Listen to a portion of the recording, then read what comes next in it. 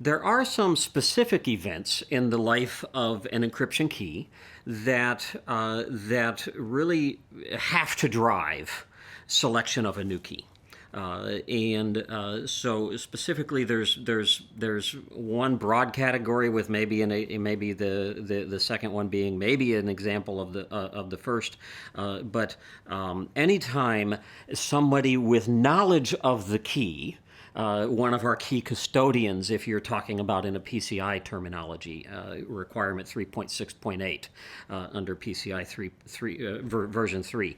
But as someone with knowledge, maybe a database administrator, a application engineer, somebody like that who has knowledge of the original key material, leaves the organization. They're no longer under our policy. They're no longer under our control. Sure, there may be some non-disclosure agreements, non-compete agreements, and things like that in their employment, but that kind of an event really means that we need to generate a new key associated with that person's departure.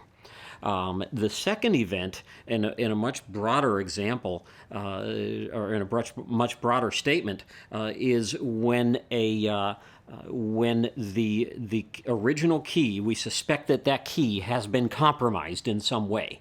Now, to suspect that a key has been compromised means that we need to be tracking all of the interactions with that key. In an Amazon Web Services environment, this is actually really quite easy because all of those interactions are going to occur through API calls to the Key Management Service, KMS, and CloudTrail, as an Amazon service that is available to all AWS customers, will track all of those interactions for us, and we can create those log events, and we can also establish IAM policies on those keys so that their access to those keys is severely restricted to exactly and only the points that should have access.